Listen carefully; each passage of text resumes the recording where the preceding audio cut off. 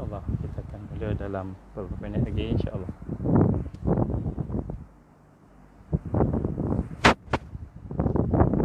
Dengar insyaAllah.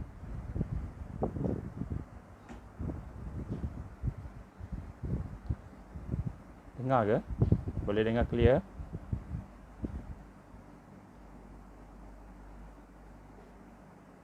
Boleh dengar clear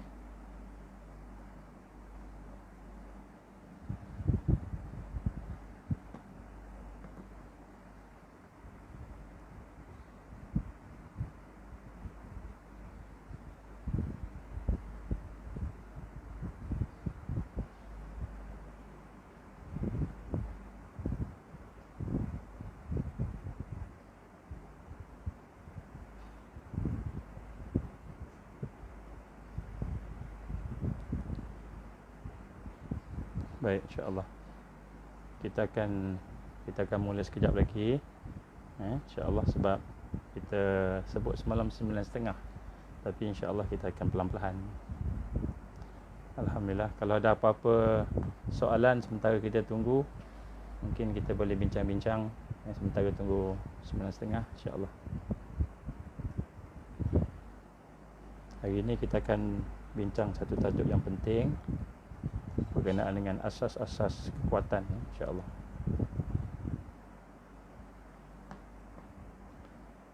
Alhamdulillah, insyaAllah. Baik, Alhamdulillah, insyaAllah. Kita tunggu sikit lagi.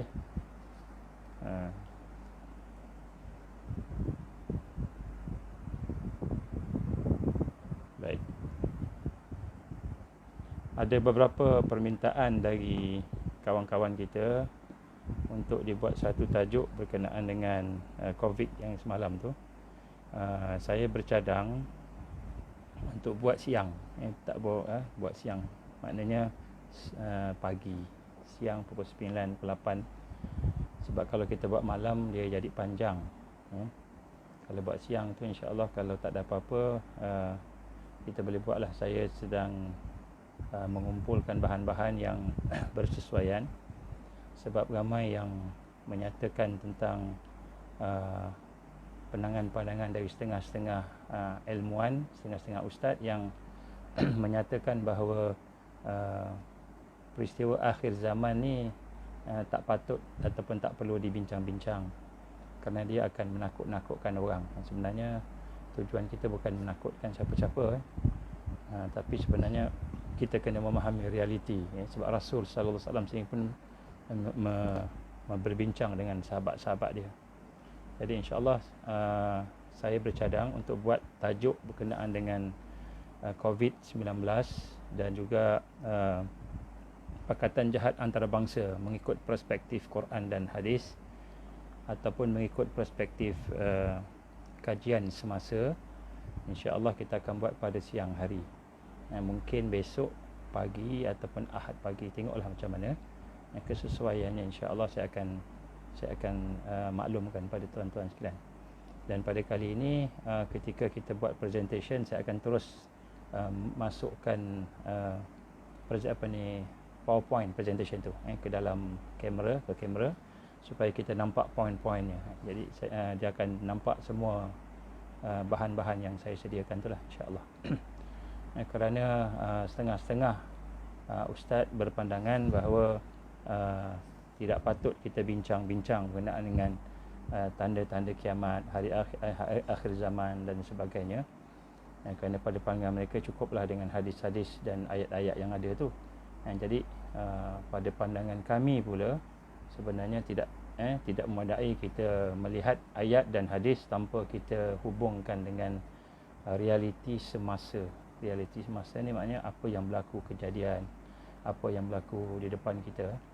Kerana perkara itu adalah merupakan perkara yang semuanya merupakan indikator kepada hadis-hadis Nabi tadi. Contoh, ada orang cakap COVID-19 tak ada kaitan dengan Dajjal. Tapi dalam kajian kita, daripada fakta-fakta yang kita dapat daripada Israel sendiri, daripada Palestin, kita membuat kajian, kita hubungkan maklumat kita ni. Kita bukan hanya diri kita sahaja, bukan hanya kami di sini sahaja, tetapi maklumat ni kita ambil daripada pandangan-pandangan ulama kita yang ada di Palestin juga, ya, contohnya. Jadi apabila kita katakan adakah COVID-19 ni berkaitan dengan Dajjal contohnya, maka dalam Quran tak ada cara spesifik, dalam hadis pun tak ada cara spesifik, tetapi di dalam kajian kita melihat kepada perancangan jahat Zionis dan bagaimana mereka merancang satu demi satu kronologi perkara-perkara yang berlaku. Jadi kita menunjukkan bahawa ada kaitan, ada kaitan, tapi dia bukanlah suatu yang direct, dia perlu kepada kajian. Sebab itulah kadang-kadang ada ustaz-ustaz dia silap faham. Dia ingat kita ambil daripada hadis, kita main teka-teka. Dia bukan teka-teka, tapi dia merupakan satu kajian. Jadi insya-Allah kalau ada kesempatan kita akan buatlah kajian tersebut, presentation tersebut, tapi saya nak buat siang supaya ada masa yang panjang. Kalau malam ni kita sekejap lagi dah masuk tengah 10 ke 11 dah, jadi dah tak sesuai. Kita nak tidur awal, kalau boleh kita bangun awal. Rugi kita tak bangun malam, rugi. Tambah lagi dalam keadaan kita berada di suasana yang genting, kita diserang oleh virus yang kita tak nampak. Jadi lebih-lebih lagi lah perlu kita kepada persiapan untuk bangun malam, Saya bagi satu contoh, ketika kami diserang dulu masa ketika dalam perjalanan menuju ke Palestin, pada masa itu kita mengingatkan kepada sahabat-sahabat kita supaya kita sentiasa meningkatkan amalan kita. Kenapa? Kerana salah satu perkara yang penting sekali ialah malu kita. Malu kita nak bersama-sama dengan orang yang membantu agama Allah. Tapi pada masa itu kita sembahyang malam pun tak, baca Quran pun tak. Jadi malu kita di hadapan Allah. Allah bagi kita nikmat, kita tak manfaatkan nikmat. Jadi sebab tu dalam suasana begini kita kena manfaatkanlah malam-malam, bangun malam, muhasabah dan sebagainya, insya-Allah. Baik, kita ada lebih kurang 5 minit sebelum 9.30 dan insya-Allah sementara kita menunggu tu, saya ingin sama-sama mengajak diri kita semua untuk kita merendahkan diri kita. Kita nak relax-relax malam ni, dan malam ni insya-Allah tajuk yang saya akan sampaikan ni, saya akan kongsikan dengan tuan-tuan perempuan sekalian. Tajuk yang amat penting, yang amat asas, yang kadang-kadang kita tak perasan. Jadi bagi mereka yang pernah mendengar apa yang pernah saya sampaikan malam ini dan pernah berhadapan dengan perbincangan seperti ini, maka jadikanlah sebagai satu ulang kaji untuk kita menghadamkan. Kerana yang penting dalam Islam bukan ilmu, yang penting dalam Islam bukan amal, tetapi sejauh mana ilmu dan amal itu boleh sampai kepada Allah. Dan untuk sampai kepada Allah kita perlu hayati, kita perlu menghayati dia sepenuh hati kita, sepenuh jiwa kita. Bila kita menghayatinya, maka barulah dia boleh sampai.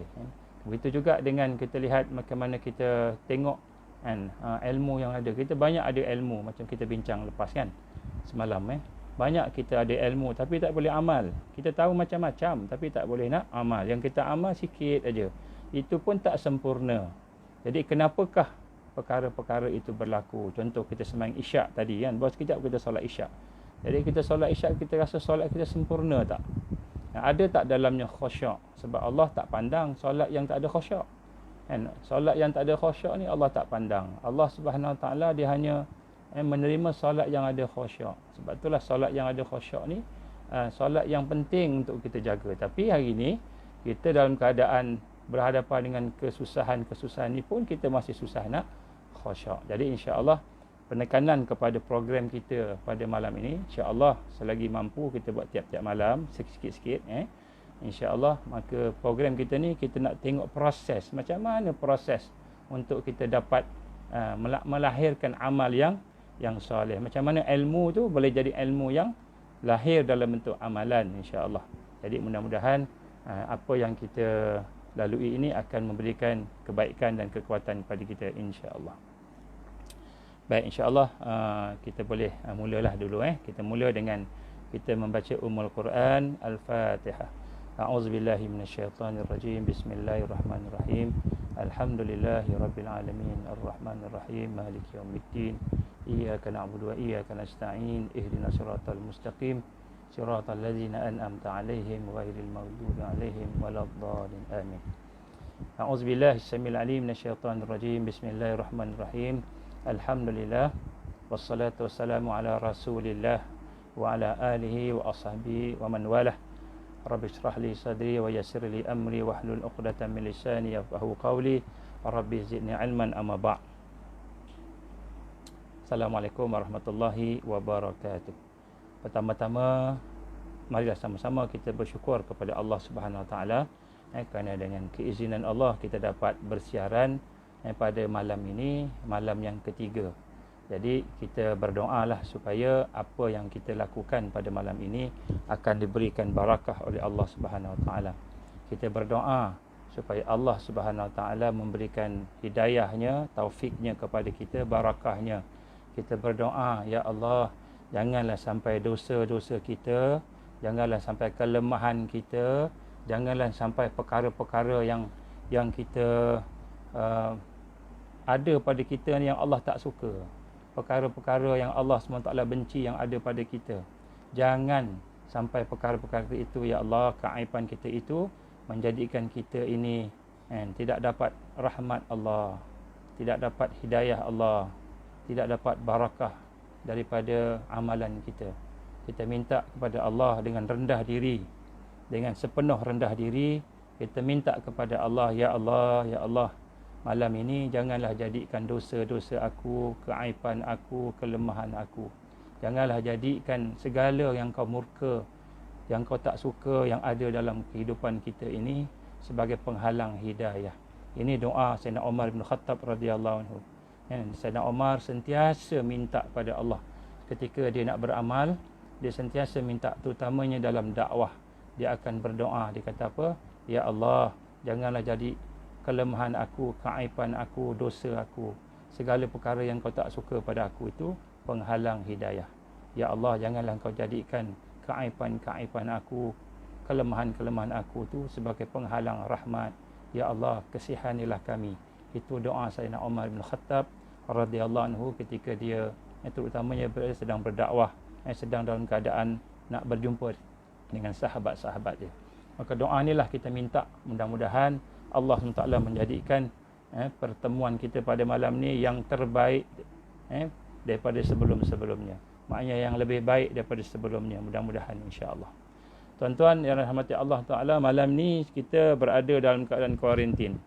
Tadi kita dengar bagaimana yang amat berhormat Perdana Menteri kita Tan Sri Muhyiddin telah menyatakan tentang pakej-pakej bantuan, tentang pakej-pakej bantuan dan juga tentang perkara-perkara yang digambarkan sebagai akan membantu rakyat. Kita berhadapan dengan kesusahan di sini. Jadi bila saya dengar sedikit sebanyaklah, saya tak dengar semua, saya dengar sikit-sikit gitu aja.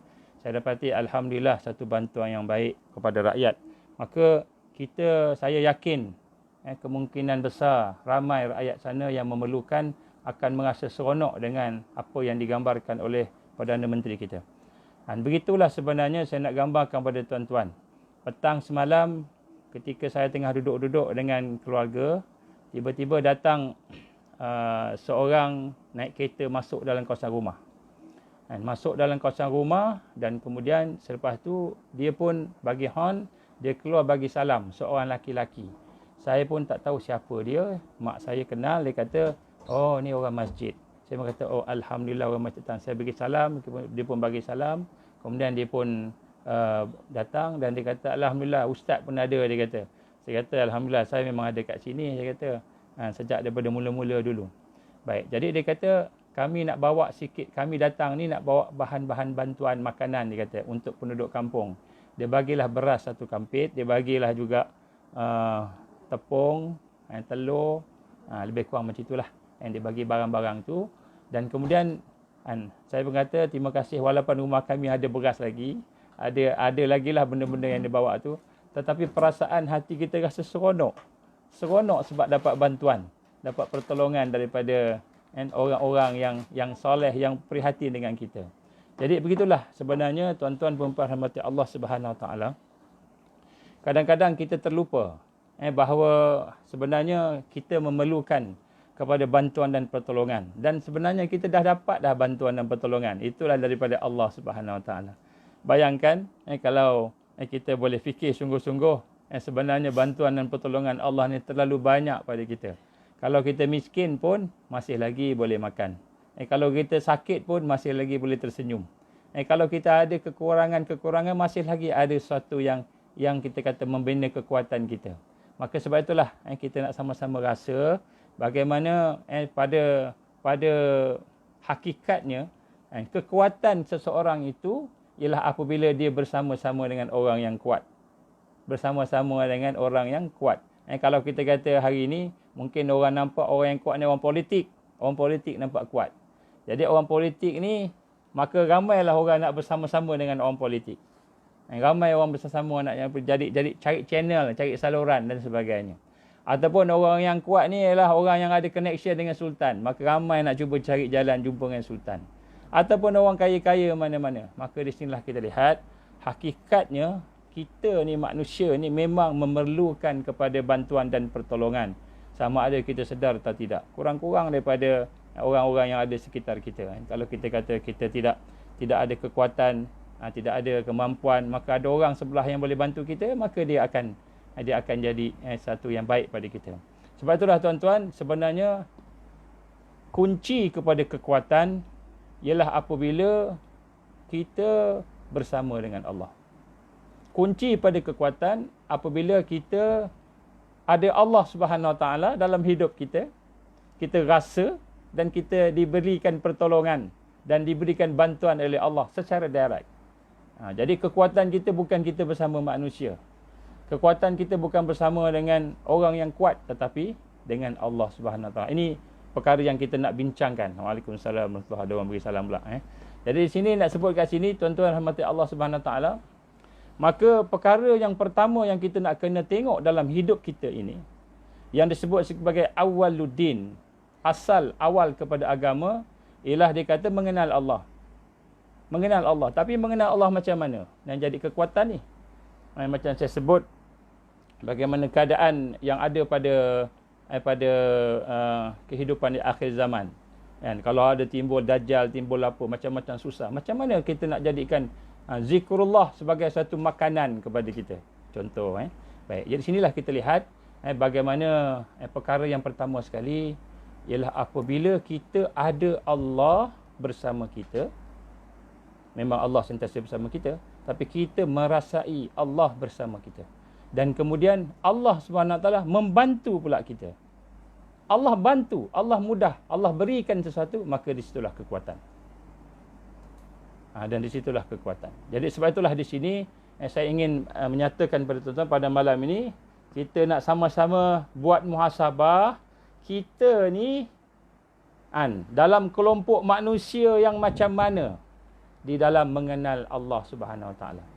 Kerana bila Allah Subhanahu Wa Taala berfirman dalam Al-Quran, "Wa ma khalaqtul jinna wal insa illa liya'budun."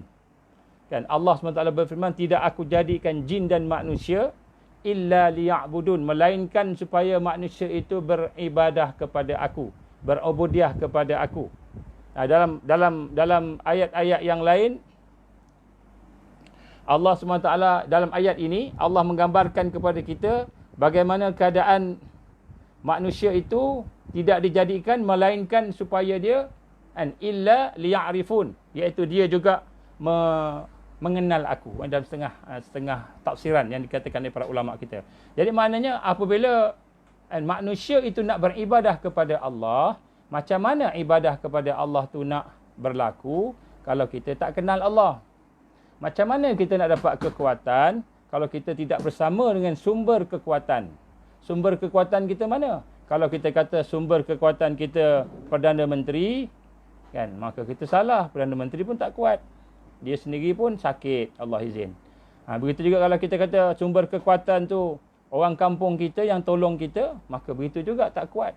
Kalau kita kata sumber kekuatan diri kita sendiri pun kita tak kuat, maka sebenarnya sumber kekuatan itu hanyalah Allah.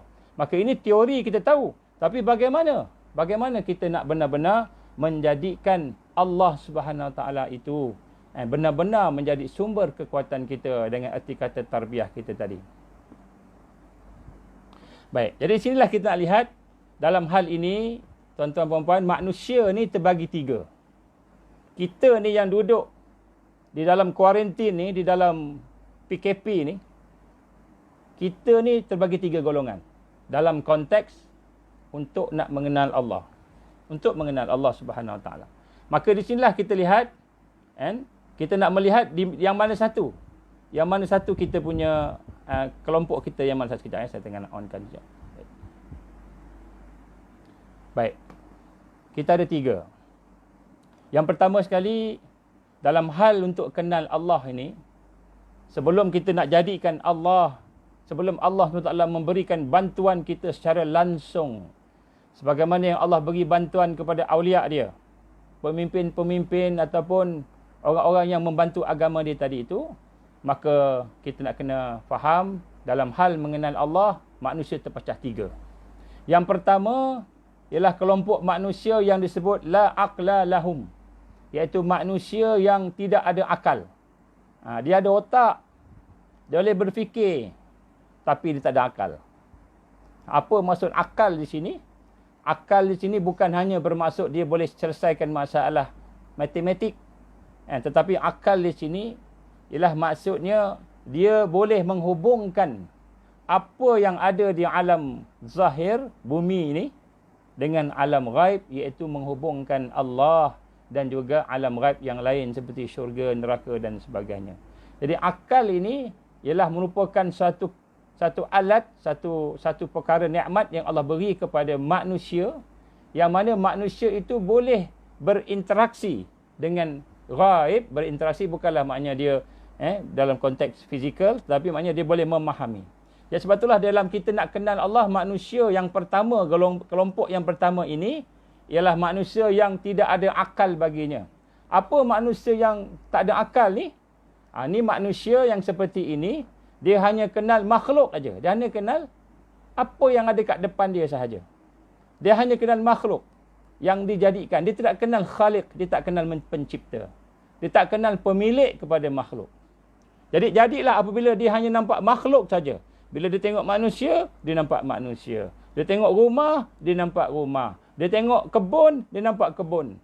Dia nampak orang, tengok orang, dia nampak orang. Dia nampak orang. Dia tak melihat, tidak kenal kepada khaliq, pencipta, pemilik kepada makhluk tadi. Maka pada kumpulan begini, manusia yang begini disebut sebagai la aqla lahum. Manusia yang tidak ada akal padanya. Ini manusia tapi tak ada akal. Jadi kita nak kena tengok. Jadi kumpulan yang pertama. Seperti macam mana? Seperti kambing. Contoh kita balik kampung ni ada kambing. Kambing dia tak kenal kepada pemilik dia. Dia hanya kenal pada pengembala dia saja. Kenapa dia kenal pada pengembala dia? Sebab pengembala dia bagi makan kat dia. Pengembala dia bawa rumput pada dia. Pengembala ni bagi dia minum. Pengembala ni bawa dia masuk dalam kandang. Dia tak kenal kepada pemilik dia. Bila pengembala dia datang, dia akan seronok. Dia berbaris, dia datang kepada pengembala tadi, kerana pengembala tadi tu bawa rumput, bawa makanan. Dia pun datang. Tapi bila pemilik kepada dia, tuan punya dia, datang dengan naik kereta yang mewah, dengan baju pakaian yang hebat, kan, dengan kerjaan tuannya pula handsome, kan. Kambing tu dipanggil oleh tuan dia panggil, dia tak nak datang. Dia buat tak tahu je. Malahan bila tuan dia cuba mendekati kambing tu, dia menjauhi kambing tu. Padahal itu tuan dia. Kalau tuan dia suruh sembelih, matilah dia. Kalau dia suruh disuntik, sakitlah dia kena cocok dengan jarum. Tapi dia tak nak datang. Kenapa dia tak datang pada tuan dia? Kenapa dia tidak berlumba-lumba pergi kepada tuan dia? Sebab dia tak kenal siapa tuan dia. Yang dia kenal cuma makhluk aja. Pengembala tadi. Badannya compang-camping, seluarnya kotor, koyak, baunya busuk, wajah hanya hodoh. Tapi pengembala itu tiap-tiap hari bawa makanan pada dia, bawa rumput pada dia, bawa Mungkin perkara-perkara yang dia suka. Jadi kita lihat kambing tu cuma kenal pengembala, dia tak kenal tuan dia.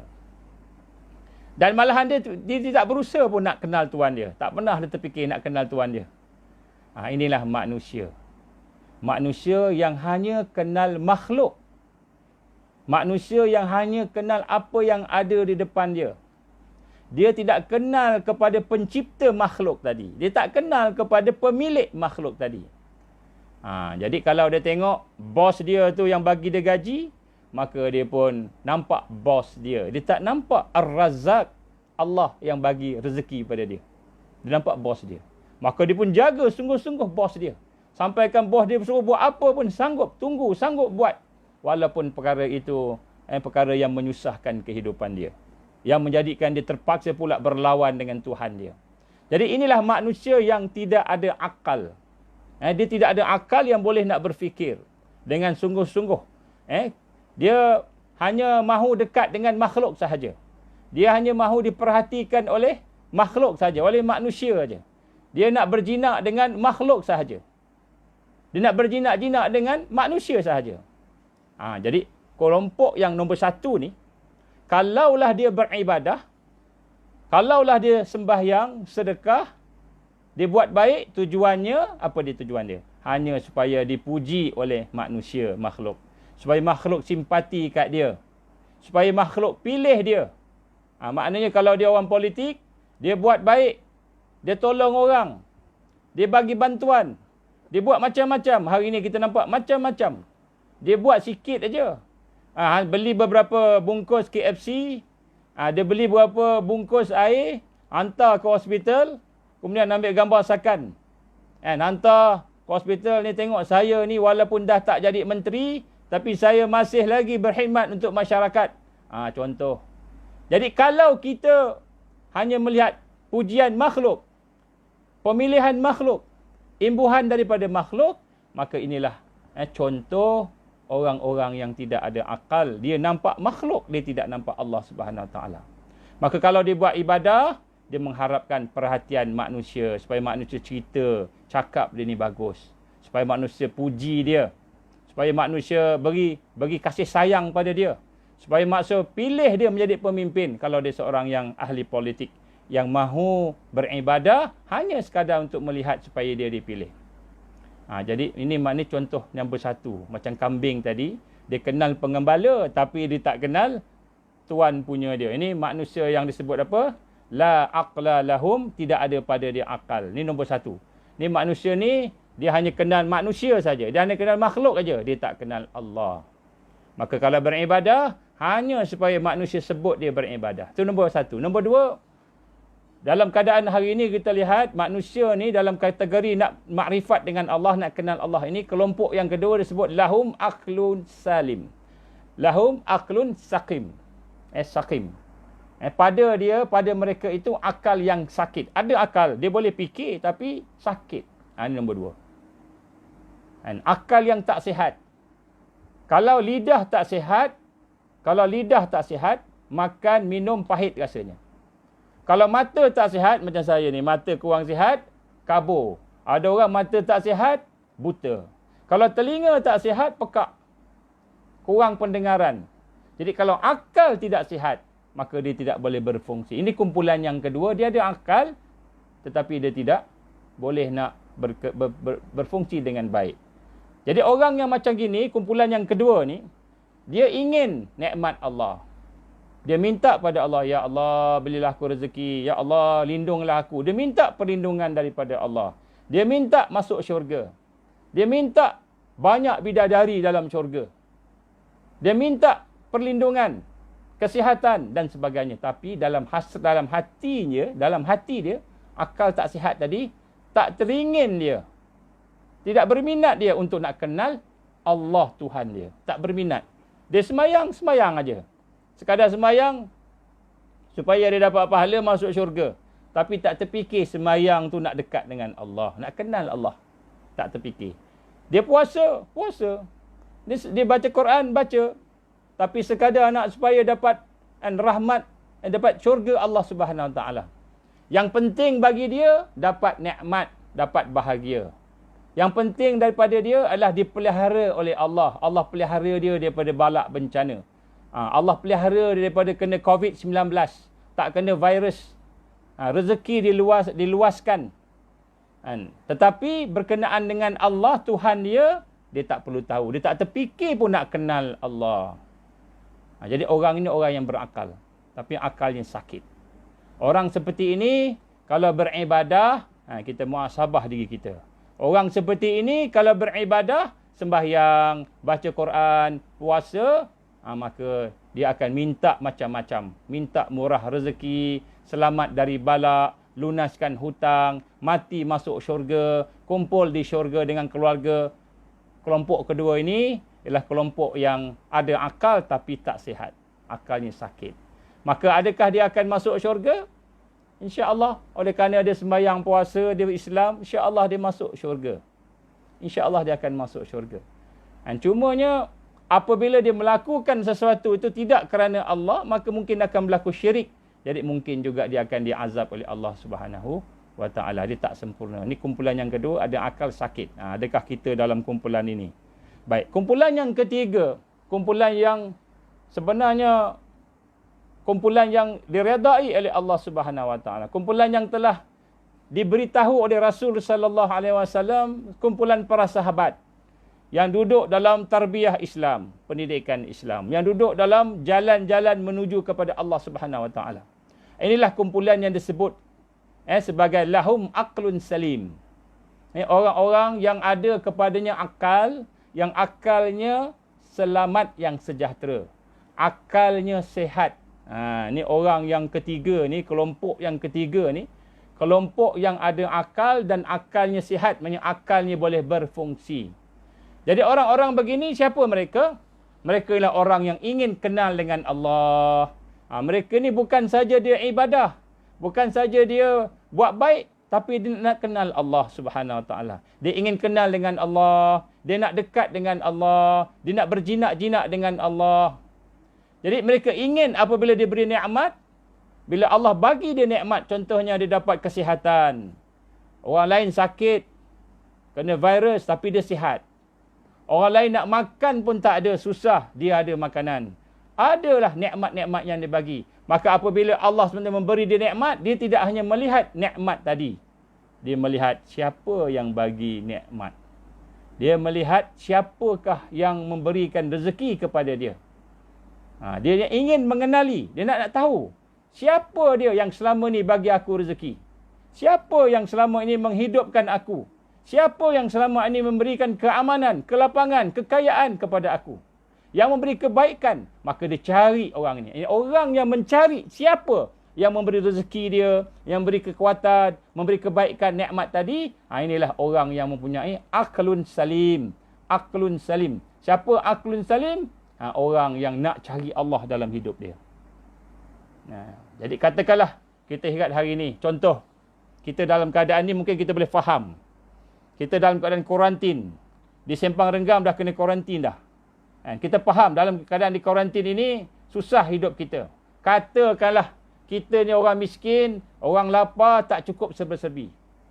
Tiap-tiap pagi bila nak keluar rumah pagi tu, nak pergi sembahyang ke, nak pergi kerja ke, tiap-tiap hari kita buka aja pintu rumah, kita tengok, depan rumah kita ada orang letak makanan. Ada beras, ada minyak, ada gula, semua ada, cukup.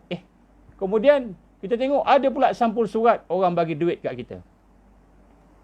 Jadi kita besok pula sama juga. Bila nak keluar tengok ada beras, ada makanan, ada barang-barang keperluan, ada juga duit pula dibagi kepada kita. Tiap-tiap hari berlaku.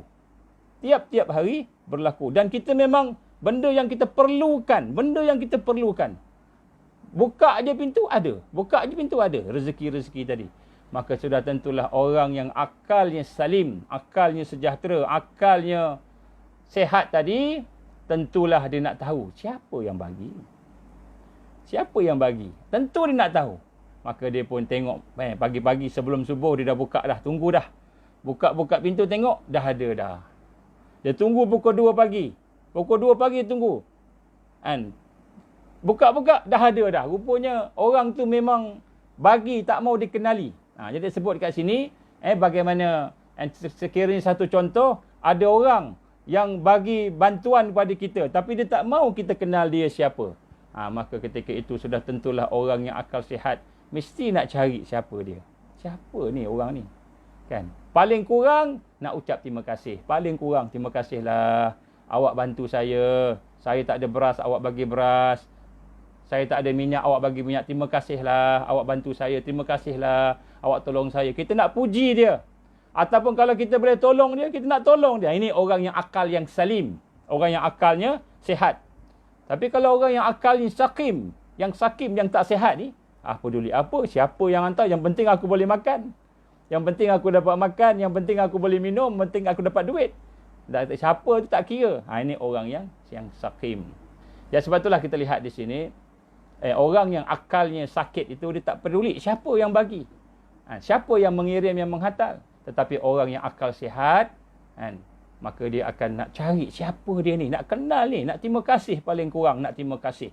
Maka di sinilah kita lihat orang yang begini, orang yang akalnya sihat, apabila dia beribadah, bila dia buat baik kepada Allah Subhanahu Wa Taala, maka dia akan minta satu aja, ya Allah, aku hajat pada redha Engkau, ya Allah, aku hajat kepada redha Engkau. Maka mereka hanya mencari mardatillah, ibtigha mardatillah. Mereka hanya mencari keredaan Allah. Dia tak minta pun syurga. Dia tak minta pun dunia ni, kesenangan dunia. Dia hanya nak redha Allah. Kenapa? Sebab dia tahu Allah Ar-Rahman, Allah Ar-Rahim. Maka dia tak nak minta yang lain. Walaupun boleh minta. Nak minta. Allah Maha Kaya. Mintalah. Tapi hati dia hajat redha Allah sahaja. Kalau dia minta pun kekayaan, dalam rangka dia nak infak fi sabilillah. Kalau dia minta pun kesihatan, supaya dia boleh beribadah dengan lebih kuat lagi. Kalau dia minta pun kekuatan, supaya dia boleh menolong orang lain dalam rangka membantu agama Allah Subhanahu Wa Taala. Jadi kalau dia minta pun dalam rangka nak ubudiyah, meningkatkan lagi pengabdian ni kepada Allah. Ni kelompok yang kedua. Kenapa? Sebab dia kenal Allah Subhanahu Wa Taala. Ya, sebab itulah di sini pada malam ni sebenarnya, kalau kita nak ada kekuatan, maka hendaklah kita kenal siapa dia yang boleh memberi kekuatan pada kita. Kalau kita tak kenal sumber kekuatan, maka kita akan minta kepada yang lain. Kita mula minta pada manusia. Kita mula keji orang tak tolong kita. Mula kita pergi maki hamun manusia lain. Kita mula menyalahkan orang lain sebab sakas kesusahan kita. Sedangkan kita tak minta kepada Allah Subhanahu Wa Taala. Baik. Macam mana cara kita benar-benar nak memahami? Jadi sinilah kita lihat tiga kelompok ni, kita di mana? Kelompok yang pertama ni, tidak ada akal bagi mereka. Mereka ni nampak makhluk aja. Apa yang ada kat depan dia, dia nampak manusia aja. Dia tak nampak pencipta manusia. Bila ada kebaikan, dia terima kasih pada manusia tu. Seolah-olah manusia itulah yang bagi pada dia. Sedangkan manusia itu sebenarnya hanyalah merupakan, kita kata perantaraan yang Allah jadikan sebagai penyampai kepada nikmat-nikmat tadi. Tapi yang bagi nikmat tadi ialah Allah. Jadi yang pertama, langsung tak ada fikir nak kenal Allah. Yang kedua, dia nak ibadah aja. Dia nak senang aja. Dia nak seronok aja. Tapi dia tak fikir nak kenal Tuhan punya keseronokan, Tuhan punya kenikmatan, Tuhan punya rezeki tadi. Dia tak fikir. Yang dia fikir, aku nak makan apa? Aku nak minum apa? Aku nak buat apa? Seronok-seronok. Dia tak fikir. Yang ini tandanya akalnya tak sihat. Akalnya sakim. Akalnya, kita kata tak boleh fikir betul lah. Kurang mereng.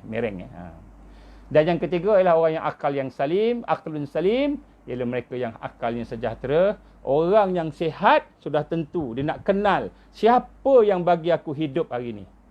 Siapa yang bagi mata aku boleh melihat, telinga aku boleh mendengar, lidah aku boleh bercakap. Siapa yang bagi kepada aku kesihatan, di mana hari ini ratusan ribu orang dijangkiti oleh penyakit. Siapa yang bagi aku rezeki, maka dia nak kenal dengan siapa yang bagi tadi. Ini orang yang akal yang salim.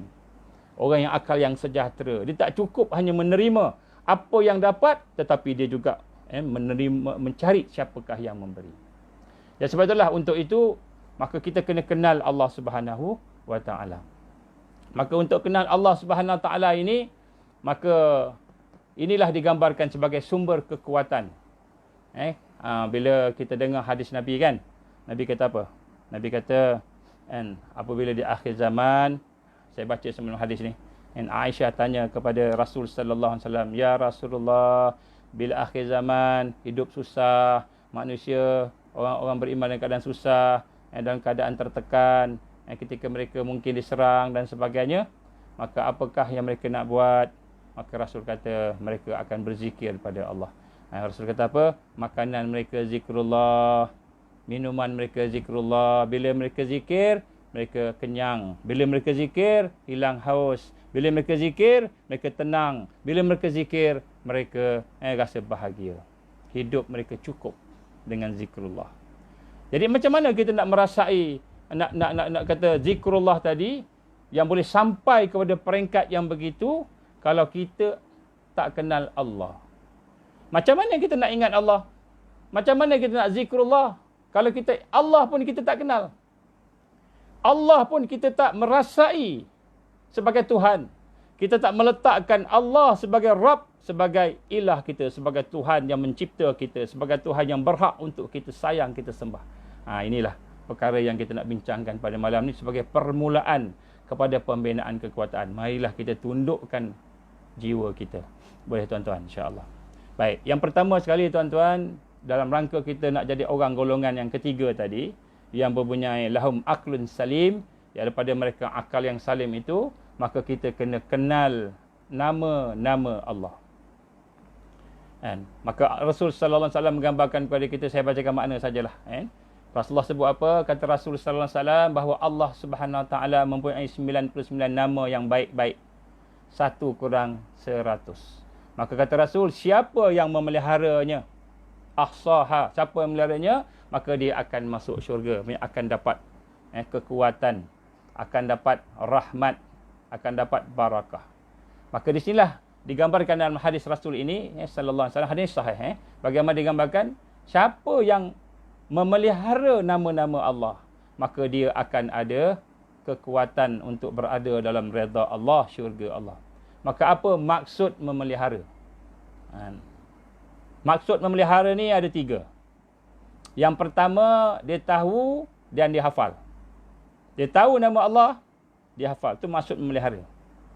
Yang kedua, dia faham apa makna nama tersebut. Apa makna nama tu? Dia faham. Dia tahu makna dia. Yang ketiga, dia beriman dengan nama tersebut. Ni maksud memelihara ada 3.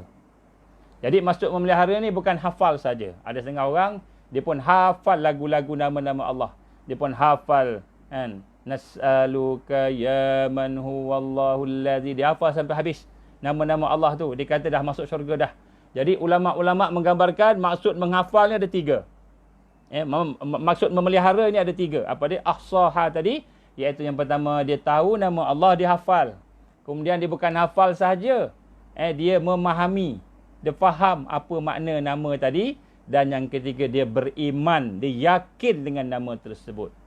Bila kita telah satu persatu, kita hafal nama Allah, nama-nama Allah tadi, nama Asma'ul Husna tadi, dan kemudian kita faham makna-makna dia, kita menghayati makna dia, kemudian kita beriman, yakin dengan nama tadi, insya-Allah tidak ada yang menghalang kita.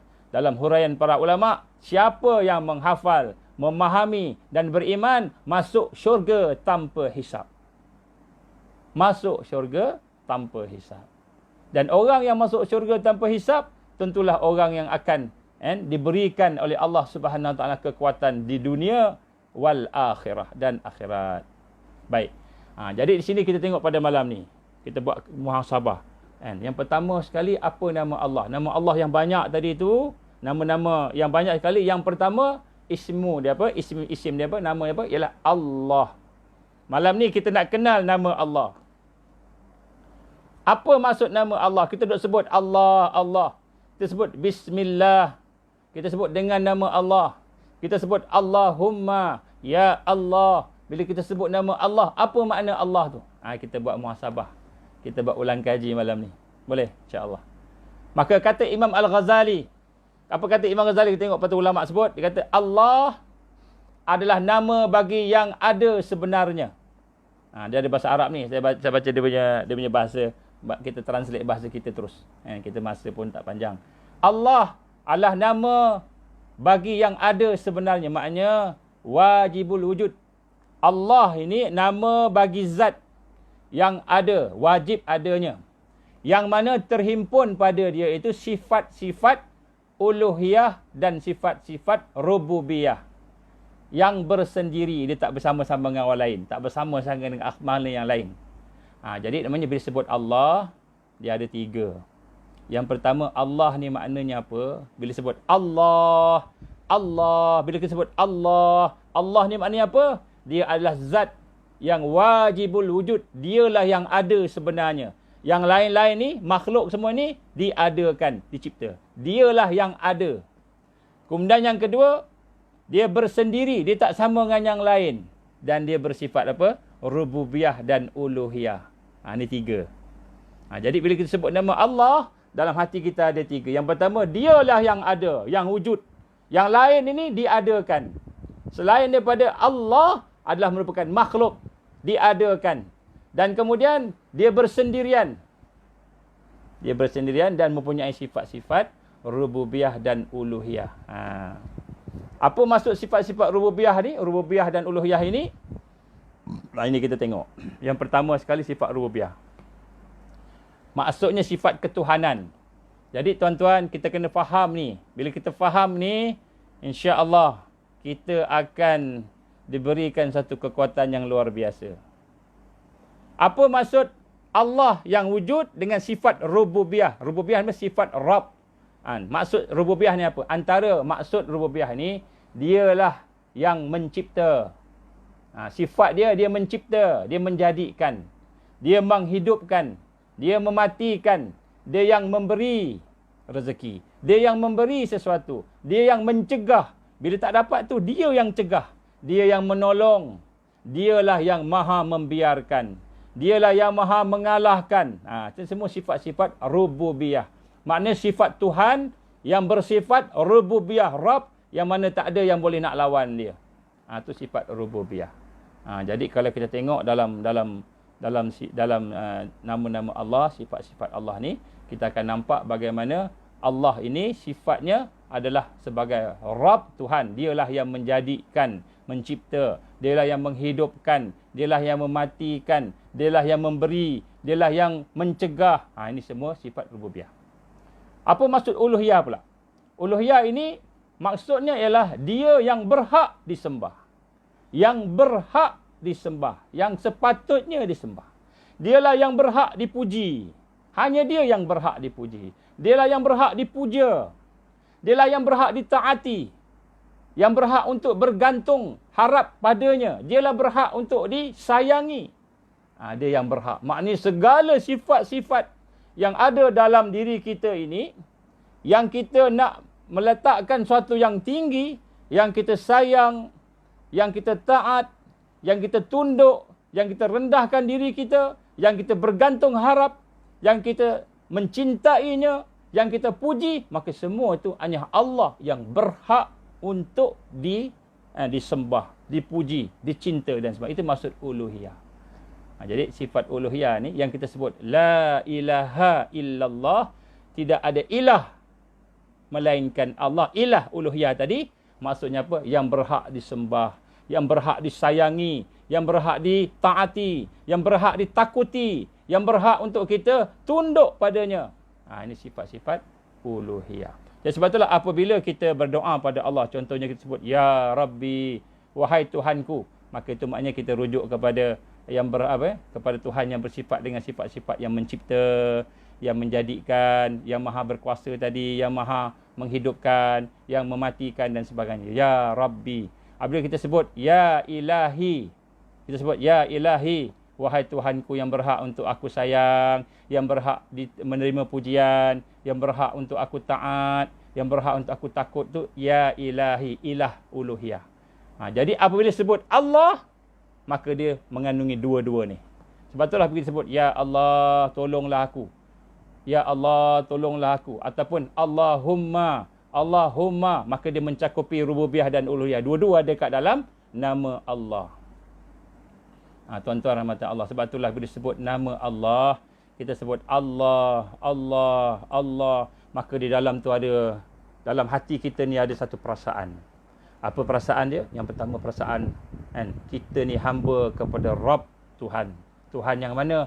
Yang menjadikan, yang memberikan rezeki kepada kita, yang menghidupkan, yang mematikan, yang maha pengasih. Semua nama-nama Allah tadi.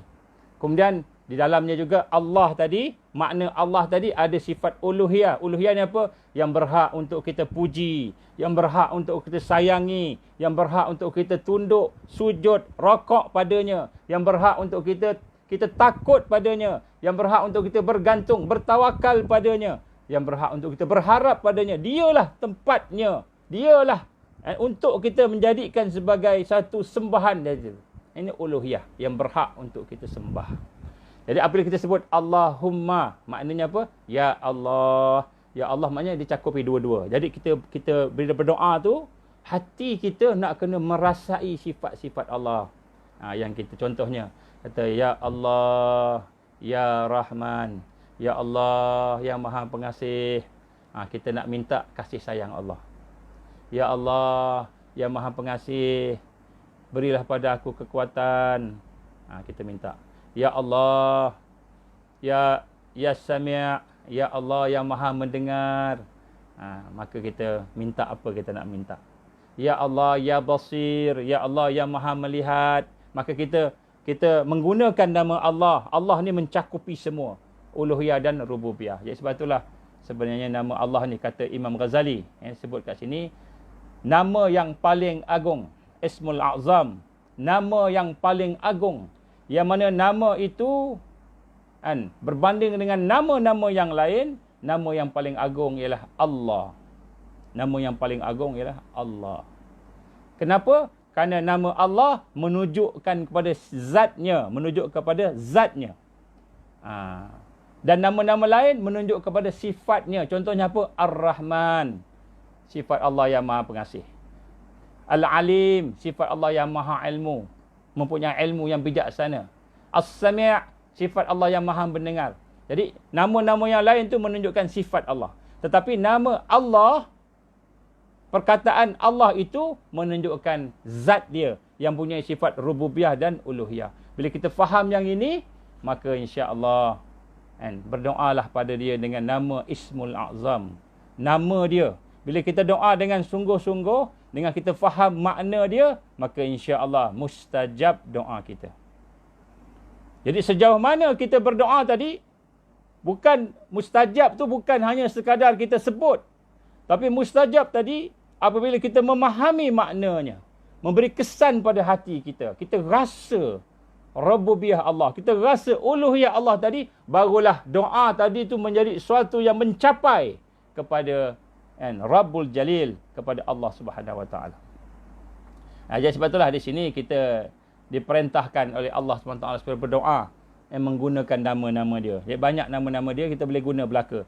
Tetapi nama yang paling agung yang mengikut pandangan Imam Al-Ghazali dan juga beberapa ulama yang lain disebut adalah Allah itu sendiri. Saya bagi satu contoh. Contohnya seorang manusia namanya Musleh. Katalah namanya Musleh. Jadi Musleh menunjukkan kepada badan, tubuh badan dia, zat dia. Maka Musleh ni orang alim, orang yang ada ilmu. Maka dia pun dipanggil Tuan Guru. Musleh ni orang yang belajar kedoktoran. Maka dia pun dipanggil Pak Doktor. Musleh ni pandai bertukang. Maka dipanggilkan orang yang tukang. Musleh ni pandai melukis. Maka dipanggil sebagai pelukis. Baik, bila kita panggil nama dia, kita boleh panggil Tuan Guru Musleh. Sebab ilmu dia, menunjukkan sifat dia. Kita bercakap pelukis, artis. Kita tunjuk, ni artis Musleh. Ataupun pelukis, seorang pelukis, maka menunjukkan sifat dia. Jadi apabila kita panggil Tuan Guru, sifat dia. Pelukis, sifat dia. Jadi begitulah apabila kita memanggil nama Allah, Ya Allah, maka kita memanggil nama kepada zat dia. Macam kita panggil Musleh, nama kepada Tuan punya badan tadi, tubuh badan zat tadi.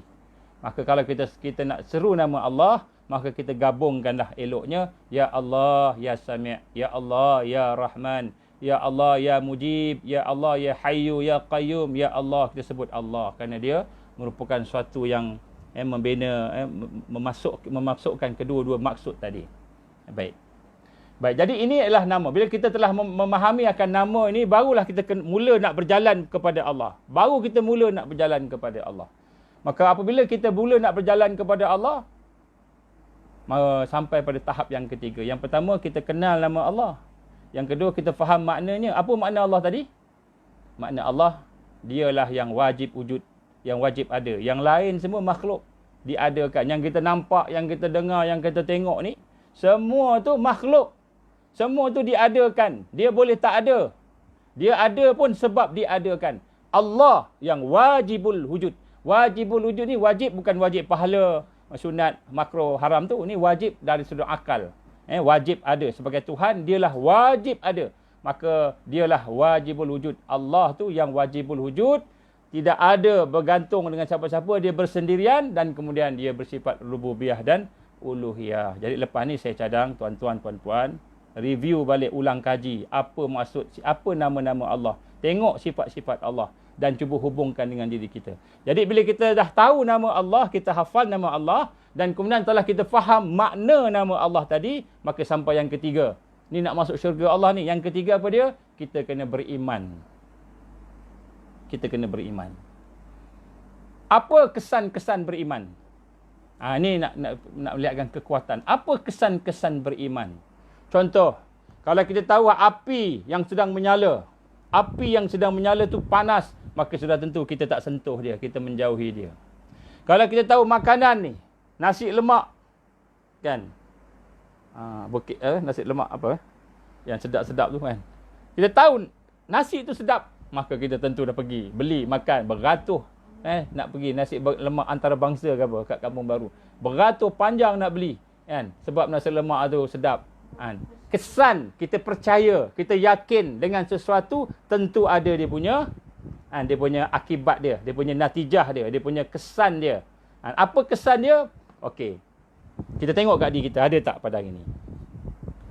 Kalau kita nak tengok diri kita, kita ni kenal Allah, kita yakin dengan nama Allah tadi, kita yakin dengan rububiyah dan uluhiyah Allah, sifat Allah tadi, maka akan ada 4 kesan dalam hidup kita. Ini kita tengok. Ini kekuatan yang pertama. Setelah kita kenal nama Allah. Apa dia kesan? Yang pertama, digambarkan oleh Imam Al-Ghazali dan beberapa ulama-ulama yang lain yang kita petik daripada kata-kata mereka. Dia kata, la yara illallah. Yang pertama sekali, apabila kita beriman dengan nama Allah. Nama Allah ni kita beriman. Yakin dengan dia. Kita percaya kepada Allah. Dialah yang wajibul wujud. Dialah yang ada. Yang sebenarnya ada. Yang lain ni semua diadakan. Semua ni makhluk. Tak kira siapa. Kita ni pun Allah jadikan. Kita yakin dengan dia. Kita beriman dengan dia. Kita beriman tidak ada. Dia bersendirian. Tidak ada yang sama dengan dia.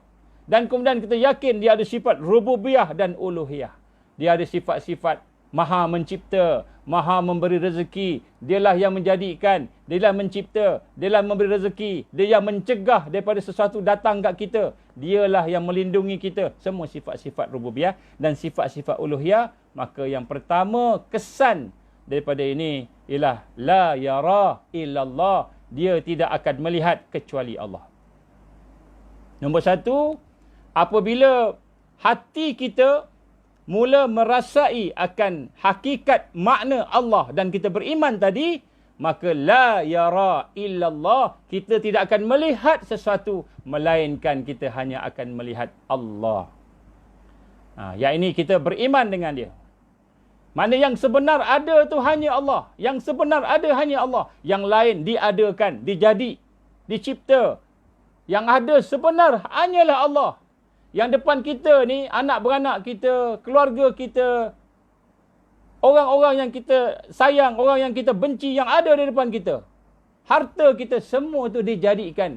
Hakikat yang ada hanyalah Allah. Maka hati orang yang yakin dengan Allah, dia melihat sesuatu, dia akan melihat penciptanya. Yang lain dia akan melihat sebagai dicipta, diadakan. Maka dia tidak akan melihat, melainkan dia akan melihat Allah Subhanahu Wa Taala. Maka apabila dia melihat Allah, apabila dia melihat sesuatu, maka dia akan teringat Allah sebagai zat yang mencipta segala sesuatu. Jadi makna tidak melihat selain Allah itu, makna tidak melihat selain Allah itu ialah maknanya bila dia melihat sesuatu dengan mata dia, dia mendengar sesuatu dengan telinga dia, dia mengesan sesuatu dalam hidup dia, maka dia tidak melihat melainkan semua itu dicipta oleh Allah. Yang diingat hanyalah Allah. Yang dia yakin bahawa sesuatu itu adalah Allah. Maka dalam hatinya, bila dia melihat burung, tengok burung terbang, maka hati dia merasa burung dijadikan oleh Allah.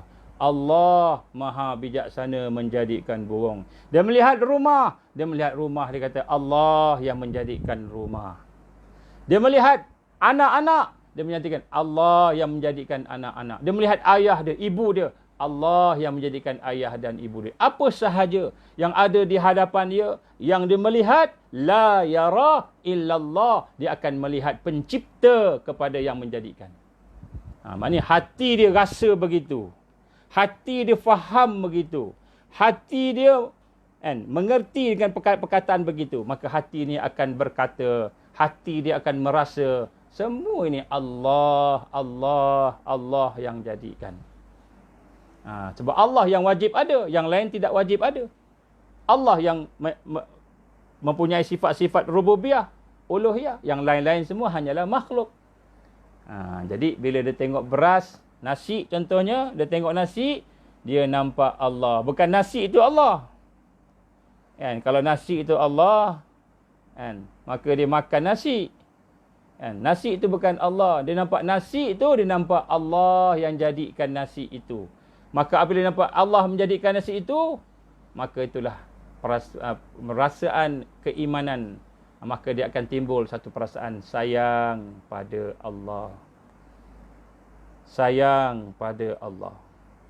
Hari ini kita tak sayang Allah sebab kita tak nampak penciptaan Allah, kekuasaan Allah. Kita nampak makhluk macam orang yang akalnya sakit tadi. Al-aqlu sakim. Akal yang sakit. Dia melihat makhluk, dia nampak makhluk sahaja. Dia tak nampak pencipta makhluk. Bukanlah nampak dengan mata kasar dia, tapi nampak dengan mata hati dia. Hati dia rasa ini dicipta oleh Allah Subhanahu Wa Taala. Saya bagi satu contoh. Katakanlah kita duduk kat kampung. Kemudian anak kita telefon kita. Anak kata apa? Anak kata, ayah, Along nak bagi telefon ke ayah. Oh ya ke? Betul, Along nak bagi ni. Okey, tak sampai 3 hari, datanglah seorang postman bawa telefon. Sebuah tu bungkusan, bagi salam. Assalamualaikum pakcik. Ya pakcik, kenapa? Oh postman, ni saya ada buat bungkusan daripada Kuala Lumpur. Tengok-tengok, oh anak saya bagi. Tak apa, terima kasih, kita pun ambil. Bila kita ambil handphone tu, kita dapat handphone tu, bagi kita tengok handphone tu, kita rasa handphone tu postman yang bagi ke? Ataupun anak kita yang bagi. Kalau orang tu kata, ini postman yang bagi, maka akal dia sakit. Akal dia sakit sebab dia ingat anak dia bagi. Postman bagi. Padahal, postman tukang hantar je. Kan? Tukang hantar je. Yang sebenarnya, handphone tu anak dia yang bagi. Hantar daripada Kuala Lumpur. Pergi melalui postman, pos laju, hantar sampai rumah, postman tolong sampaikan sahaja. Baik, begitulah orang yang akal yang sakit, bila dia tengok bungkusan tu, dia kata postman yang bagi. Dia pun kata terima kasihlah kat postman tu. Padahal bungkusan tu anak dia yang bagi. Begitulah kita hari ini. Kadang-kadang kita tak perasan. Kita tengok makanan ada atas meja. Kita ingat kita yang beli, kita yang punya. Kita tengok ada orang bagi kita barang-barang. Kita nampak orang yang bagi. Terima kasih sungguh pada orang. Terima kasih pada bos kita. Terima kasih pada orang yang tolong kita. Terima kasih pada ayah kita, anak kita yang bantu kita, yang bagi kita makan. Kita terlupa. Bos kita, anak kita, orang yang tolong kita, orang yang kaya, orang yang baik. Semua tu hanyalah postman sahaja. Dia boleh datang dengan sebab berbagai cara.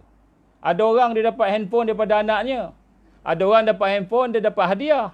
Dia pergi ke satu supermarket, tiba-tiba loceng berbunyi, kamu diberikan hadiah sebab menjadi pelanggan yang kesejuta dalam Giant, kami bagi kamu satu handphone. Dapat handphone daripada Giant, tak dapat daripada anak-anak dia. Jadi dapat handphone tu contohnya boleh dapat daripada mana-mana sumbernya, maknanya daripada mana-mana pengantaranya, tapi hakikatnya handphone itu dibagi oleh anak tadi. Begitulah kita nak kena rasa. Kita tengok wajah kita, kita tengok makanan kita, kita tengok diri kita, kesihatan kita, kita tengok keluarga, anak-anak kita, tengok ayah ibu kita, tengok kawan-kawan kita, tengok harta kita, apa sahaja yang kita lihat dalam kehidupan kita, maka hati kita nak rasa ini Allah punya. Ini Allah yang bagi. Ar-Razzaq, Allah yang maha memberi rezeki. Allah yang maha berkuasa. Dia boleh bagi, dia boleh ambil. Maka ketika itu kita pun akan beriman dengan Allah Subhanahu Wa Taala. Ini orang yang kenal Allah. Inilah akal yang salim, akal yang sejahtera. Kalau dia tak sejahtera, dia tak boleh dapat, tak boleh rasa. Dia tak boleh rasa. Akhirnya apa? Akhirnya dia akan kufur pada Allah. Dan bila Allah uji dengan kesusahan, dia ingat kesusahan itulah segala-galanya. Dia putus asa, dia bunuh diri. Bunuh diri.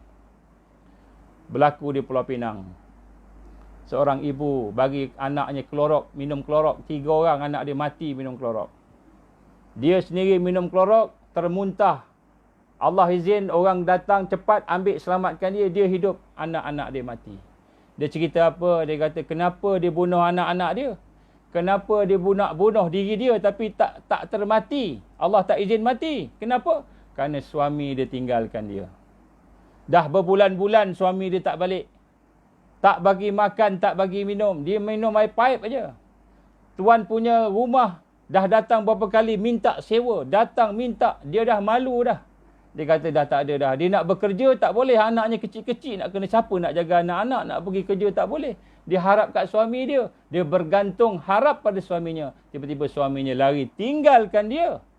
Maka pada ketika itu dia dah tak nampak dah. Dah tak nampak dah. Siapa lagi yang dia boleh bergantung harap. Maka pada itu dia bunuh diri. Allah izin anak-anak tiga-tiga mati. Dia seorang je. Dia seorang Allah tak izin mati. Kenapa? Kerana dia tidak melihat akan Allah Subhanahu Wa Taala di dalam kehidupan dia. Dia melihat masalah itu masalah. Dia tak nampak bahawa Allah yang memberi masalah dan Allah juga yang akan memberikan penyelesaian. Dia tidak berpaling pada Allah, tak minta pada Allah Subhanahu Wa Taala. Macam mana dia nak melalui kesusahan-kesusahan itu?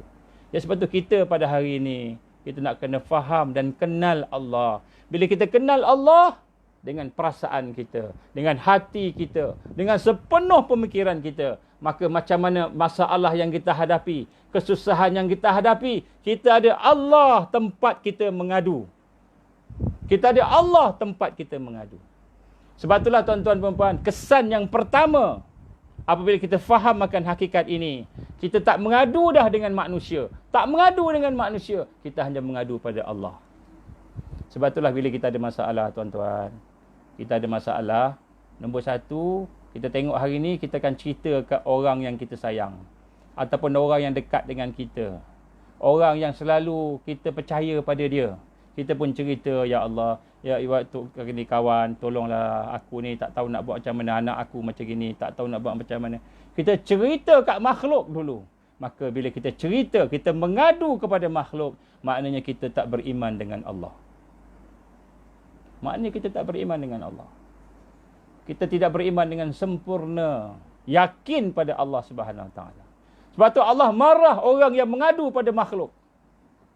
Orang yang mengadu pada makhluk ni tak boleh. Apa maksud mengadu? Maksud mengadu ini ialah apabila kita ceritakan masalah kita. Kita nak selesaikan masalah kita, kita cerita kepada seseorang, kita rasa lega. Kita rasa lega. Kita rasa habislah. Maka itu masuk mengadu. Maka apabila kita mengadu pada manusia, maka Allah murka dengan kita. Kita hanya boleh mengadu kepada Allah. Ini iman. Al-iman ni akidah. Sebab tu tuan-tuan dan puan, malam-malam bangun, minta pada Allah. Minta sungguh-sungguh. Jangan minta sikit-sikit. Jangan minta sambil lewa. Minta betul-betul. Dia Tuan kita. dia Tuhan kita. Minta pada dia. Baik, kalau gitu macam mana kita nak cerita dengan doktor kalau kita sakit? Berlaku kepada Imam Ahmad. Imam Malik. Satu ketika dia sakit, dia pergi jumpa dengan doktor. Dia pun cakap dengan doktor, "Tuan doktor, saya sakit sekian. Maka kata sahabat dia, "Wahai Imam, bukankah kamu mengajar kita tak boleh mengadu dengan makhluk?" Maka dia berkata apa? "Aku bukan mengadu dengan doktor.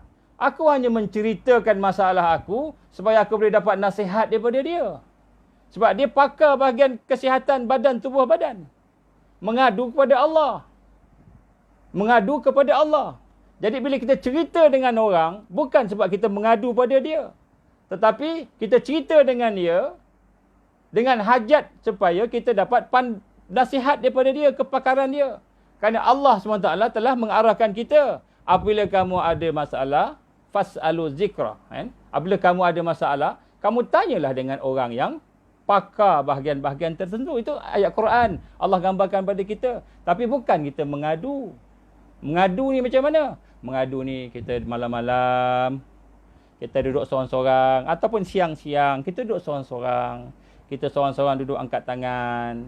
Ataupun seorang-seorang duduk kita ambil uduk, kita semayang. Kita kata, "Ya Allah, Ya Allah, anak aku kena COVID-19, Ya Allah. Anak aku kena virus, Ya Allah. Ya Allah, anak aku dalam CCU, Ya Allah. Dalam ICU, Ya Allah." Minta pada Allah. "Ya Allah, Engkaulah Tuhan yang memberi sakit. Engkaulah Tuhan yang menyembuhkan. Ya Allah, Ya Rahman, Ya Allah, Ya Rahim, Ya Allah, Ya Syafi." Menangis pada Allah. "Ya Allah, anak aku sakit. Ya Allah, tolonglah Ya Allah. Tolonglah Ya Allah." Mengadu kepada Allah sepenuh hati kita. Ini tanda iman pada Allah Subhanahu Wa Taala. Bila kita mengadu kepada dia, maka pada ketika itu kita melepaskan segala bebanan kita. Lepaskan segala kesakitan kita kepada Allah Subhanahu Wa Taala. Maka pada ketika itulah hati kita rasa lega, rasa tenang. Kenapa kita rasa lega? Kenapa kita rasa tenang? Kenapa kita rasa kuat? Kerana pada ketika itu kita tahu Allah Subhanahu Wa Taala akan bantu kita. Cumanya apa yang Allah beri itu kita tak tahulah. Ada masanya Allah tangguh sikit. Ada masanya Allah bagi terus, masa tu juga sihat. Jadi apa pun yang Allah bagi kita tahu untuk kebaikan kita di dunia dan di akhirat. Maka hati kita tenang bersama Allah.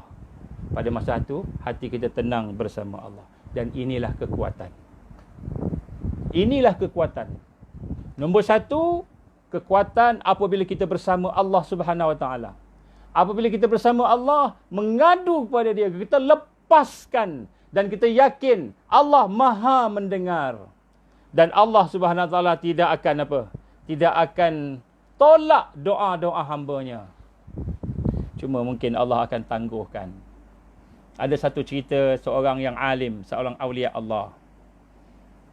Dia dapat satu musibah. Dia pun berdoa. Allah tak mustajabkan doa dia. Musibah tu makin lama makin teruk, makin lama makin teruk, makin lama makin teruk. Makin dia berdoa, dia tidak putus asa, minta sungguh-sungguh. Allah tahan, Allah tahan, Allah tahan. Sampailah beberapa tahun, sampailah berbelas tahun, sampai berpuluh tahun. Dia minta. Akhirnya satu malam dia bermimpi. Ini awliya Allah, orang soleh. Mimpi ini mimpi yang soleh. Dia tengah-tengah malam tu, lepas dia solat dia tertidur. Lepas habis solat tu dia tertidur, bermimpi. Apa mimpi dia? Dia bermimpi dia sedang berdiri di hadapan Allah Subhanahu Wa Taala. Dia berdiri di hadapan Allah dan ketika itu Allah menghisap amalan dia. Allah menghisap amalan dia satu-satu. Sembahyang ada lalai, Allah tolak. Puasa ada corruption, Allah tolak. Sedekah dia ada tidak ikhlas, Allah tolak. Semua amalan-amalan dia tu seolah-olahnya pun penuh dengan keburukan dan kekurangan. Dan Allah menolak amalan-amalan dia. Maka dia putus asa. pada masa itu. Nak minta ke Allah dah, depan Allah dah tak boleh buat apa dah. Akhirnya tiba-tiba datang satu amalan terbang dalam bungkusan yang cantik, yang indah. Maka ketika itu Allah SWT memerintahkan amalan itu dibuka. Rupanya itulah amalan doa-doa dia yang dia buat bersungguh-sungguh, sepenuh hati, dengan rendah hati, ikhlas, tunduk pada Allah. Allah tahan doa tersebut. Allah tak kabulkan lagi doa tersebut. Allah tahan. Maka pada ketika itu, itulah amalan yang menjadi asbab rahmat Allah pada dia di akhirat. Maka Allah SWT menyatakan, berfirman dalam mimpi tersebut. Dia menyatakan, Allah SWT memberi rahmat kepada kamu dengan amalan doa kamu yang belum aku kabulkan. Hari ini aku kabulkan. Masuklah kau dalam syurga dengan rahmat aku. Tersedar aulia Allah tadi, orang yang beriman tadi tersedar. Kemudian dia kata, astaghfirullahalazim. Aku minta berpuluh tahun. Aku minta banyak tiap-tiap hari pada Allah supaya musibah ini diangkat. Supaya rupanya Allah SWT nak tahan doa ini. Nak suruh aku sabar. Rupa-rupanya di akhirat nanti Allah akan bagi buka amalan ini. Maka dia bersyukur pada Allah. Ya, sebab itu tuan-tuan, puan-puan, kita mengadu pada Allah. Kenapa kita mengadu kepada Allah? Sebab kita kenal Allah. Kita kenal Allah. Sifat yang pertama, la yara illallah. Yang pertama ialah dia tidak akan melihat sesuatu, melainkan dia akan melihat Allah Subhanahu Wa Taala. Kesan daripada keimanan kepada Allah Subhanahu Wa Taala. Kemudian yang kedua tuan-tuan, sikit lagi insya-Allah. Yang kedua, ada empat. Saya sebut ada empat. Yang kedua ialah dia tidak akan menoleh kecuali kepada Allah. Orang yang beriman pada Allah ni, yang dah kenal nama Allah tadi, Allah, nama Allah dia dah kenal. Dia dah kenal nama Allah, sifat-sifat Allah, rububiyah Allah, maka dia tak akan menoleh kepada selain daripada Allah. Apa maksud tidak menoleh kepada selain daripada Allah? Maknanya dia tak mencari penilaian manusia, pujian manusia dalam setiap tingkah laku dia, amalan dia, perbuatan baik dia tolong orang, dia bantu orang, dia buat apa sahaja. Dia tidak melihat pada penilaian manusia. Perbuatan-perbuatan tadi itu dia tidak peduli. Celaan-celaan manusia dia tak peduli. Dia hanya hajat kepada penilaian Allah. Kalau Allah redha, dia buat. Kalau Allah murka, dia tinggalkan. Ini nombor dua. Bila kita kenal nama Allah, beriman dengan nama Allah, kesannya, maka kadang-kadang kita ada masalah. Apa masalah kita? Kalau kita buat sesuatu tu, nanti masyarakat cela kita. Nanti ada orang tak setuju dengan kita. Nanti orang marah kita. Tapi Allah redha. Kalau kita buat, Allah redha. Maka orang yang beriman dengan Allah tadi, dia tak melihat celaan Allah, celaan manusia. Dia tak melihat bagaimana orang akan mencaci dia, tapi dia melihat apa yang Allah redha. Maka dia tidak menoleh kecuali kepada Allah. Dia akan ambil apa yang Allah redha. Dia akan beriman dengan apa yang Allah Ta'ala sediakan kepada dia. Contohnya kalau wanita, pakaian. Kadang-kadang pakaian tak ikut fashion. Ataupun kadang-kadang pakaian tu kena ikut macam ni. Ini fashion ni, orang kata ni bagus, ni up to date, fashion yang terkini. Tapi Allah tak redha. Mungkin auratnya tak terjaga sebagainya. Maka dia akan ambil apa yang Allah redha. Dia tinggalkan apa yang dicela oleh manusia tadi. Tak apa, dia tak toleh pun, dia tak pandang. Ini makna hakikat keimanan kepada nama Allah yang kedua.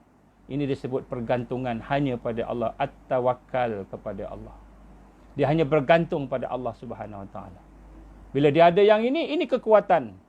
Maka dia akan berada dalam keadaan sentiasa berada di atas jalan Allah Subhanahu Wa Taala. Kenapa? Kerana dia yakin dengan sifat-sifat rububiyah tadi, sifat-sifat uluhiyah tadi. Dia yakin. Maka bila dia yakin, tentulah dia akan pegang. Jadi seorang da'i, seorang mujahid, seorang yang berjuang, maka pada masa itu, inilah sifat yang ada pada dia. La khaufun alaihim walahum yahzanun. Inna awliya Allah. Sesungguhnya orang-orang yang membantu agama Allah. La khaufun alaihim. Tidak ada ketakutan pada dia. Walahum yahzanun. Dan tidak ada kesedihan pada dia. Allah Subhanahu Wa Taala akan menjadi pilihan dia. Ini tanda kita beriman kepada Allah yang kedua dengan nama Allah tadi. Yang ketiga dan keempat ialah dia tidak berharap kepada manusia, dia hanya berharap kepada Allah. Yang keempat, dia tidak takut melainkan hanya kepada Allah. Dia tidak berharap, sebab tu dia buat. Tidak berharap melainkan pada Allah, sebab tu dia beribadah. Dia pun buat ibadah. Walaupun dia letih, dia harap harapan dia kepada Allah. Dia buat saja apa yang baik-baik. Orang tak puji dia pun dia buat. Orang tak tahu pun dia buat. Dia buat dia sebab dia tahu Allah Maha melihat. Dia hanya buat sesuatu kerana berharapkan rahmat Allah, dia buat. Dia berharap sesuatu kerana dia buat sesuatu kerana dia berharapkan kepada redha Allah. Dan kemudian dia tinggalkan maksiat, dia tinggalkan dosa, dia tinggalkan benda yang Allah murka kerana takut kalau Allah murka pada dia. Takut kalau Allah Subhanahu Wa Taala tidak mengampunkan dia. Dia tinggalkan. Jadi ini kesan-kesan daripada kita kata beriman dengan nama Allah. Tuan-tuan, puan-puan, inilah kekuatan yang pertama. Proses yang pertama. Yang saya sebut pada malam ini, cuba tuan-tuan dengar balik, ulang balik. Dan inilah asas sebelum kita nak pergi jauh membina kekuatan umat yang lain. Kalau yang ini kita tak boleh nak dapatkan, maka kita tak boleh nak dapat yang lebih besar daripada ini. Dan inilah asas-asas kepada makrifat kepada Allah. Kita mengenal nama Allah. Bermula dengan kita kenal nama Allah. Baik. Akhir tuan-tuan, saya nak bagi amalan. Para ulama kita telah mengatakan bahawa ilmu kena amal. Maka apa yang saya sebut tadi itu teori-teori yang mungkin sebahagian kita boleh rasa. Sebahagian kita tak rasa apa-apa. Sebahagian kita tak rasa apa-apa. Sebahagian kita rasa. Kalau saudara-saudari masih lagi yang belum berislam, belum beriman kepada Allah, malam ni saya seru. Kenallah Allah. Kalau ada di kalangan kita ni bukan Islam, belum Islam lagi. Mungkin sebab kita lahir-lahir bukan Islam, lahir-lahir tak jumpa Quran, lahir-lahir tak jumpa hadis, lahir-lahir tak kenal Islam. Yang kita kenal umat Islam, orang Melayu. Orang Melayu ni apa? Banyak yang rosak, banyak yang macam-macam. Jadi tak boleh jadi contoh yang baik kepada orang Islam. Jadi kita nampak orang bukan orang Islam ni, kita nampak lemah lembik. Tuan-tuan, puan-puan, yang belum Islam lagi yang ada dalam forum kita, saya minta tuan-tuan, puan-puan, doa malam ni pada Tuhan. Doa, apa doa dia? Minta hidayah. Ini berlaku pada beberapa orang kawan-kawan saya. Yang dulunya salah seorangnya bekas padri dari Sabah. Salah seorangnya bekas pejuang. Dia panggil the Army of God. Jesus. Dia juga antara kawan-kawan saya yang mana macam mana dia mendapat satu kekuatan, dia minta dengan hati yang ikhlas kepada Allah. Allah ni siapa? Tuhan semua. Apa yang minta?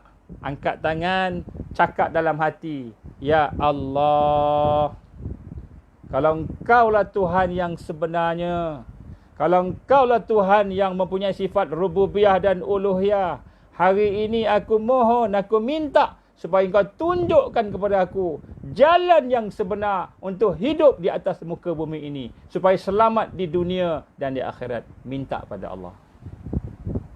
Tak percaya, buat. Minta pada Allah. Seorang kawan saya, dia minta pada Allah. Akhirnya masuk Islam. Bukan masuk Islam sebab dia tengok orang Islam. Orang Islam memang banyak yang korup. Orang Islam yang banyak yang tidak beriman, tidak Islam betul-betul, tak faham Islam pun. Sembahyang pun tak orang Islam. Jangan tengok orang Islam, tengok Islam. Masalah kita orang Islam hari ini banyak yang buruk kan, akhlak mereka. Tengok orang Islam. Saya tahu ada di kalangan tuan-tuan yang belum lagi Islam. Bila kita belajar tentang nama Tuhan Allah, maka kita minta pada dia. Wahai Tuhan, ya Allah, Kau tunjukkan kepada aku jalan yang sebenar. Tunjuk, minta. Yang ini bila kita minta, Allah akan beri sesuatu.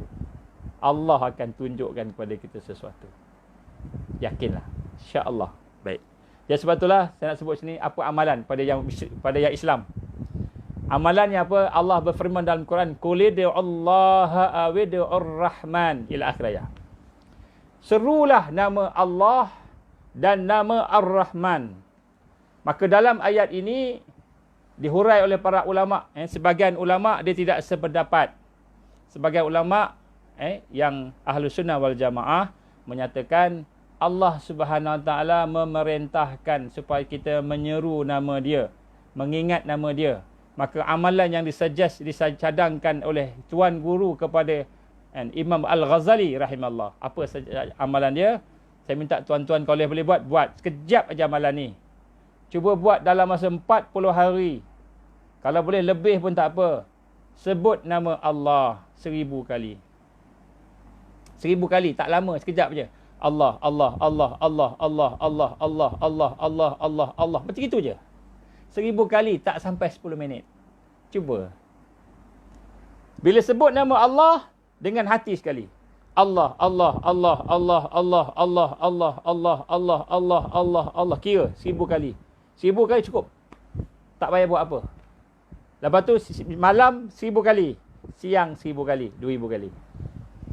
Kalau tak boleh malam, buat siang. Tak boleh siang, buat malam. Tak mampu 1000, tak apalah, buat berapa yang mampu. Cuba buat. Kalau tuan-tuan buat dalam masa 40 hari, dalam masa 2 bulan, 3 bulan, ikutlah berapa lama yang tuan nak buat. Apa akan berlaku? Ini pengalaman mereka yang berada di atas jalan tarbiyah, yang telah ditunjukkan oleh orang-orang sebelum kita, orang yang soleh. Ini tak ada dalam hadis, tak ada. Dalam hadis tak ada ni. Ini adalah amalan tuan-tuan guru kita yang mengajar anak-anak murid dia. Saya turunkan pada tuan-tuan.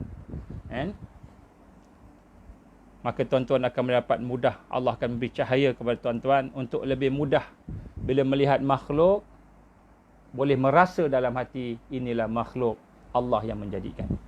Kita boleh mula merasai kebesaran Allah. Mula merasai. Cuba buat, insya-Allah. 1000 kali malam, 1000 kali siang. Cari satu masa sambil duduk-duduk tu, sementara nak tunggu orang, 5 minit je. Saya rasa 5 minit. Allah, Allah, Allah, Allah, Allah, Allah, Allah, Allah, Allah, Allah, Allah. Sambil-sambil kita sebut lidah, hati kita pun sebut juga. Allah, Allah, Allah, Allah. Sambil-sambil kita sebut tu, kita bayangkan sifat-sifat Allah tadi. Apa sifat Allah? Dialah yang ada, yang lain semua dijadikan. Kemudian kita bayangkan tentang Allah rububiyah, uluhiyah. Allah, Allah, Allah, Allah.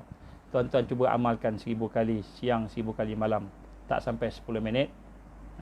Tak sampai 10 minit, 5 minit, 10 minit dah tak sampai. Cuba tuan buat, insya-Allah. Allah akan buka sesuatu. Ini bukan saya cakap ni. Ini disebut oleh dalam kitab-kitab Imam Ghazali rahimahullah, yang disebut ini bagi antara ajaran-ajaran ataupun latihan yang dipanggil riyadhah, latihan untuk jiwa kita dan dengan pemikiran kita, jiwa kita dan hati-hati kita tadi, untuk kita berzikir. Ini amalan kena buat, insya-Allah. Ini yang pertama. Yang kedua, la ilaha illallah.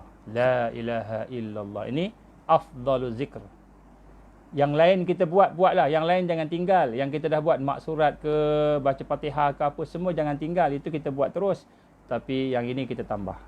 Selain daripada tahajud kita, selain berapa kita buat la ilaha illallah, la ilaha illallah. Tuan-tuan buat dulu berapa yang boleh. Terus buat semaksimal yang boleh. Dengan lidah, dengan hati. Maknanya lidah sebut la ilaha illallah, hati pun ikut la ilaha illallah, la ilaha illallah. Bila hati sebut, lidah sebut, maknanya barulah kita menghadirkan hati. Menghadirkan hati. Bila kita menghadirkan hati, maka kita telah menyentuh pada seluruh. Jadi insya-Allah bila sampai waktu kita akan bincang tentang zikrullah, tajuk zikir ad-daim dan tajuk zikrullah, insya-Allah pada masa itu kita akan lebih faham lagi. Sekarang ni buat dulu. Tuan-tuan buat dulu. Kalau saya nak bincang dia panjang, buat dulu. Jadi pada malam ni sebagai permulaannya, cuba tengok dengar semula, buat catatan sikit apa dia makna Allah. Apa dia makna Allah? Allah ini adalah satu nama Allah yang paling agung, Ismul A'zam. Dan Ismul Azam ini dia merupakan antara asbab mustajab doa. Gunakan nama Allah. Gunakan nama Allah dalam doa kita. Minta pada Allah, maka Allah akan bagi kekuatan, insya-Allah. Baik. Itulah insya-Allah sikit sebanyak daripada saya. Saya minta maaf andai kata apa yang saya cuba sampaikan tidak sampai, saya minta maaf, saya minta tuan-tuan tolong forwardkan pada orang lain. InsyaAllah malam besok kita akan sambung lagi. Kita akan buat tajuk sekitar sambung kekuatan ini. Kita akan sambung lagi. Sebenarnya banyak sangat yang saya nak sampaikan pada tuan-tuan untuk kita sama-sama memahami bagaimana Rasul sallallahu alaihi wasallam mentarbiah diri sahabat-sahabat dia. Inilah antara perkara-perkara yang telah dihuraikan oleh para ulama kita yang mudah-mudahan akan memberikan kekuatan pada kita insya-Allah dalam keadaan kita susah pada hari ini. Jadi itulah sikit sebanyak, dan satu lagi insya-Allah saya akan umumkan nanti berkenaan dengan satu presentation khas berkenaan dengan akhir zaman yang saya akan jawab semua soalan-soalan yang tuan-tuan bagi pada saya berkenaan dengan Al-Masih Dajjal, berkenaan dengan COVID-19 sebagainya. Saya akan jawab, tapi saya akan buat di waktu siang. Saya tak boleh buat waktu malam. Waktu malam tak sempat, kita akan bincang masa kita suntuk. Jadi insya-Allah saya akan buat pagi. Sama ada pagi Sabtu, pagi Ahad dan sebagainya, saya akan buat nanti insya-Allah dalam masa kuarantin kita ni. Jadi insya-Allah apabila sampai waktunya saya akan sebut nanti kita akan buat di siang hari. Itu hanya untuk orang yang tertentulah, siapa yang berminat sahaja insya-Allah. Aku liqauli hadza astaghfirullahalazim li wa lakum. Itulah insya-Allah sikit sebanyak tuan-tuan puan-puan, saya minta maaf sekali lagi. Mudah-mudahan Allah jadikan apa yang kita lakukan ini sebagai bekalan untuk kita dapat berjumpa dengan dia dalam keadaan kita redha pada Allah dan Allah redha pada kita. InsyaAllah mari sama-sama kita baca doa Rabitah. Kita baca sama-sama. A'udzubillahi minasyaitonirrajim. Bismillahirrahmanirrahim. Alhamdulillahirabbil alamin wassalatu wassalamu ala asyrafil anbiya'i wal mursalin wa ala alihi wa sahbihi ajma'in. Allahumma innaka ta'lam anna hadhihi al-qulub qad istamat ala mahabbatik wa altaqat ala ta'atik wa tawahadat ala da'watik wa tahadat ala nasrati syari'atik fatik Allahumma rabitataha wa adimuddaha wa ahdiha subulaha wa amla'aha binurika allazi la yakhbu wa syrah suduraha bi faidil iman bik wa jamil tawakkuli alaik wa ahyiha bi ma'rifatik wa amitha ala syahati fi sabilik. Ya Allah, innaka ni'mal maula wa ni'man nasir. Allah mansur Islam wal muslimin wal mustad'afin wal mujahidin fi kulli makan wa fi kulli zaman. Allah mansurna ala tarikut da'wah wa tarikut tarbiyah wa tarikut jihad fi sabilillah. Allahumma inna na'udzubika min azabi jahannam. Allahumma inna na'udzubika min azabil qabr. Allahumma inna na'udzubika min fitnatil mahya wal mamat. Allahumma inna na'udzubika min fitnatil masiihid dajjal. ربنا أتمم لنا نورنا واغفر لنا إنك على كل شيء قدير. ربنا هب لنا من أزواجنا وذرياتنا قرة أعين واجعلنا للمتقين إماما. ربنا ظلمنا أنفسنا وإن لم تغفر لنا وترحمنا لنكونن من الخاسرين. ربنا لا تزغ قلوبنا بعد إذ هديتنا وهب لنا من لدنك رحمة إنك أنت الوهاب. ربنا آتنا في الدنيا حسنة وفي الآخرة حسنة وقنا عذاب النار. وصلى الله على سيدنا محمد وعلى آله وصحبه وبارك وسلم. سبحان ربك رب العزة عما يصفون والسلام على المرسلين والحمد لله رب العالمين. سبحانك اللهم وبحمدك أشهد أن لا إله إلا أنت أستغفرك وأتوب إليك.